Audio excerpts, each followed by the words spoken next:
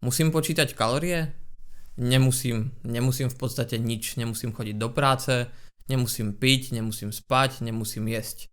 Ale ako náhle mám nejaký cieľ, ku ktorému sa chcem dostať, tak je dobré mať prehľad, prečo to robím a ako to robím. Tu budem citovať nášho atleta Johna McDowella, ktorý rád používa vetu What can be measured can be managed. Dajme si teraz taký zvláštny príklad. Idem napríklad na dovolenku do Chorvátska. Viem, že Chorvátsko je vzdialené 1000 km, viem, že moje auto má spotrebu 5-6 litrov napríklad.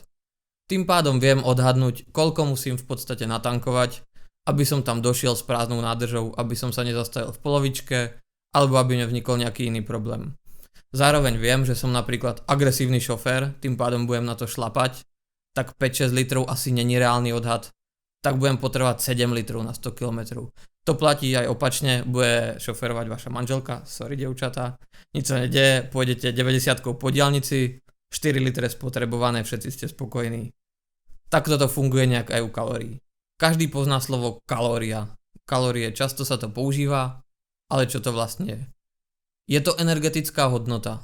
Konkrétne energetická hodnota, ktorá značí, že 1 kilokalória, nie kalória, kilokalória zohreje 1 liter vody o 1 stupeň. Je presné počítanie kalórií? Tu sa dá diskutovať, pretože existuje strašne veľa spôsobov, jak môžeme kalórie merať. Taký dávnejší spôsob, originálny, fungoval následovne. Chceli sme zmerať energetickú hodnotu nejakého jedla a potraviny, dehydrovali sme ju, teda odstránili sme z nej vodu, uzavreli sme ju do kovovej nádoby, tú nádobu sme ponorili do nádoby s vodou a v tej kovovej nádobe sme tú potravinu nechali úplne zhorieť. Tá energia spotrebovaná sa cez ten kovový obal preniesla do tej vody a tú vodu ohriala. Keďže viem, koľko tam bolo vody a o koľko sa ohriala, viem, akú energetickú hodnotu daná potravina mala.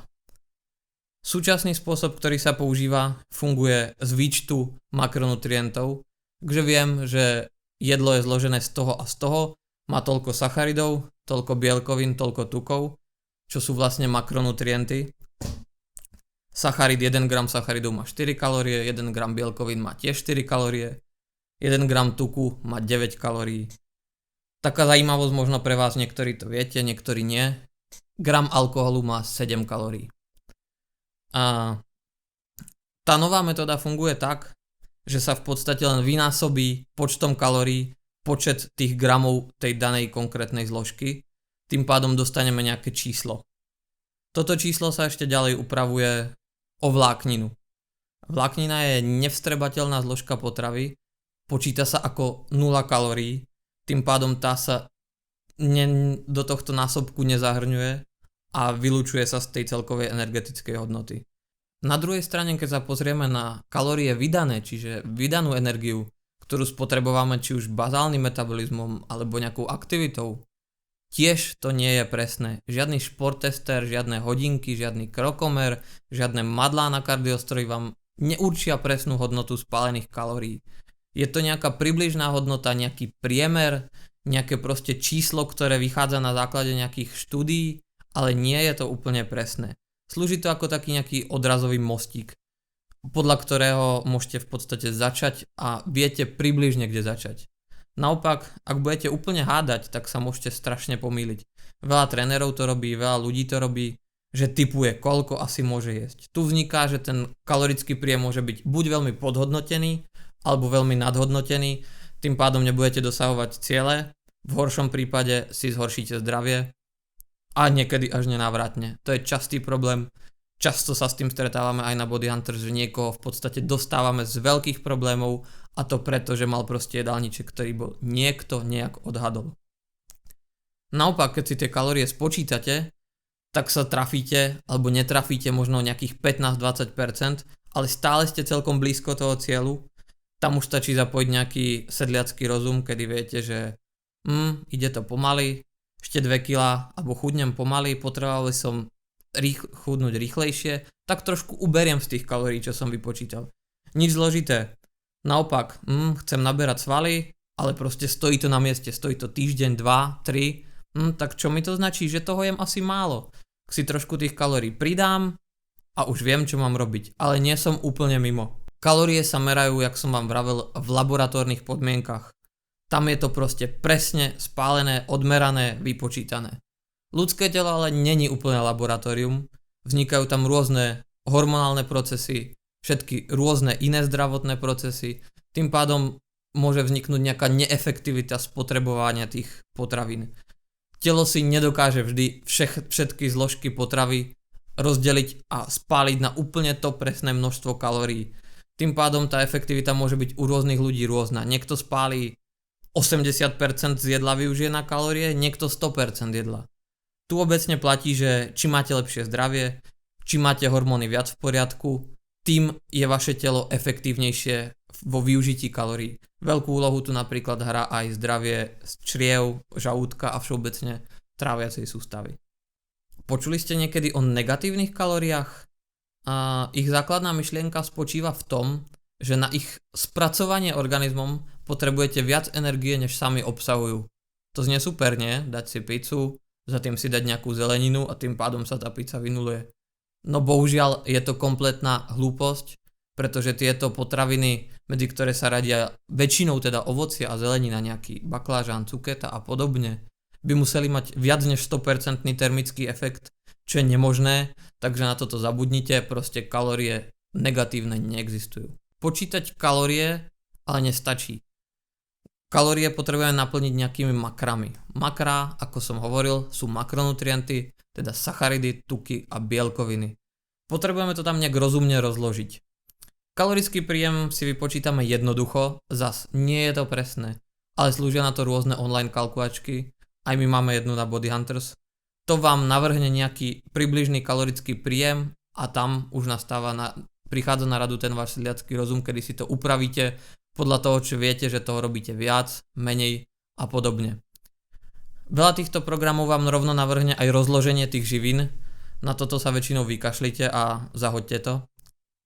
Je to väčšinou hrozne zle rozložené. Začneme tým, že si stanovíme bielkoviny. Bielkoviny si dáme v hodnote 1,6 až 2,5 gramu na kilogram hmotnosti.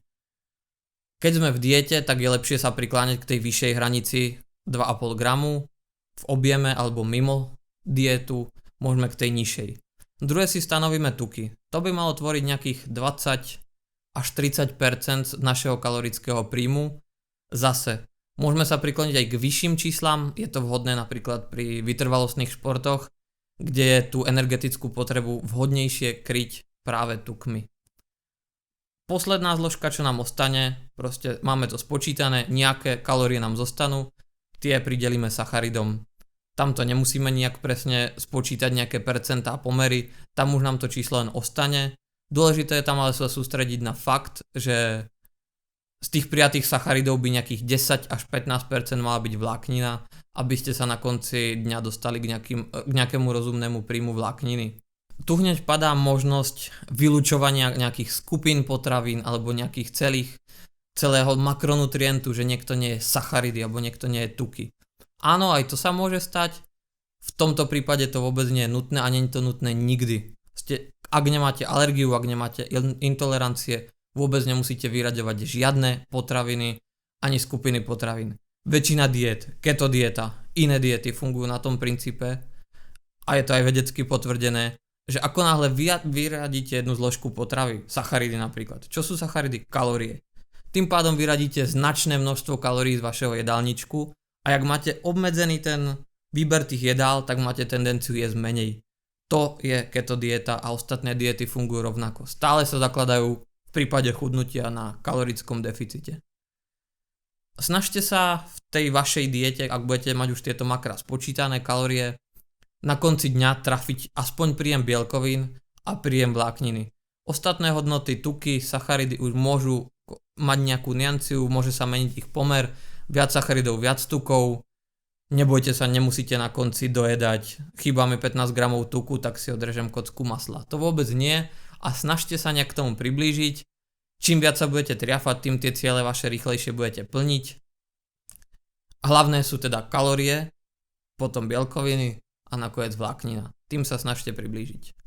Pod video vám dáme nejaký príkladový jedálniček, alebo nie jedálniček, príkladové rozvrhnutie makier napríklad pre 2000 kalórií, podľa toho, čo som vám vravel. Ako si tie kalórie vlastne mám zapisovať? Nebojte, nepotrebujete žiadne knižky ani praveké zoznamy. Stačí vám váha, teda kuchynská váha, nie osobná, a mobilná aplikácia, pomocou ktorej si tam nahádžete všetky potraviny, ktoré ste behom toho dňa zjedli. Tu sa asi väčšina z vás pozastaví a zlakne sa. To si mám ako celý deň zapisovať, čo som jedol? To bude trvať strašne dlho. Nebude to trvať dlho.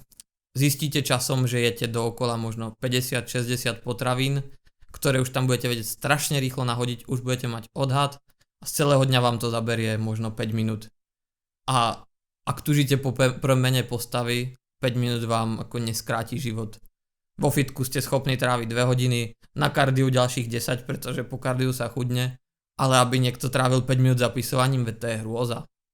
To proste zvládnete. V počítaní sa častokrát vyskytujú chyby. Častou chybou je nezapočítavanie tekutín. Samozrejme vodu nemusíte započítavať, ale niektoré tekutiny, alebo v podstate to už sú jedlá, tam zapisovať potrebujete. To napríklad káva s mliekom, latte. Latte proste kalórie má. Smoothie taktiež má kalórie, sladené nápoje majú kalórie. Takže vyberajte múdro, nevyplýtvajte si kalórie na pitie, keď ste v diete. Druhou chybou často je, že sa považujú niektoré jedlá, alebo veľa ľudí ich považuje len za jeden makronutrient. Pre veľa ľudí sú ovsené vločky sacharidy. Majú 60-65 gramov sacharidov na 100 gramov. Kaloricky vám to vyjde niekde pod 300 kalórií, 260, myslím. Je to pravda? Není to pravda. Vločky majú cez 300 kalórií, pretože neobsahujú len sacharidy, obsahujú aj tuk, aj bielkoviny. To isté sa stane napríklad u mesa. Zoberte si nejaké hovädzie mäso. Hovädzie mäso není čistá bielkovina. Hovädzie mäso je tuk a bielkovina, samozrejme s prevahou bielkovín, ale je potreba to započítavať aj s tým tukom, nie ako samotnú bielkovinu. Takže preto ideálna nejaká aplikácia MyFitnessPal, kalorické tabulky, ktorá to v sebe už všetko má a spočíta to za vás. Aj po tomto videu možno sa dozviete, že nie každý chcete byť flexibilný, chcete mať niečo presne nalajnované, nejaký konkrétny jedálniček. Napíše vám ho napríklad tréner. To ani nemení nič na tom, že tak či tak tomu budete potrebovať váhu, bo ak budete mať jedálniček bez gramáží, tak ho rovno zahoďte. To, že už musíte niečo odvážiť a zapísať si do tabuliek, není o toľko viac práce a hrozne vám to spohodlní život, pretože budete môcť jesť, na čo máte chuť. Samozrejme musíte vyberať kvalitné potraviny z 80%, ako také známe pravidlo je 80% kvalitných, nespracovaných potravín, 20% môžu byť tie ostatné. To vôbec ale nie je pravidlo, že teraz keď nemáte chuť na niečo nezdravé, tak si to musíte dať. Proste snažte sa jesť kvalitne. Odvážite si to, zapíšete si to do tabuliek, nespomalí vás to, nebojte sa.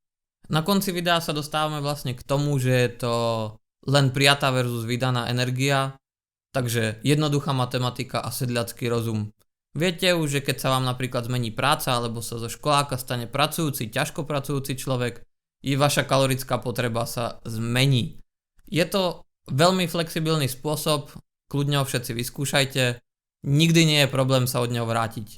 Kedykoľvek môžete proste prejsť na striktnú dietu, keď vám príde, že keto dieta je v niečom iná než obmedzenie kalórií, tak si držte keto dietu, ako chcete. Každopádne, tučným vás nerobia sacharidy ani tuky, ale bohužiaľ sa tým robíte vy kalorickým nadbytkom.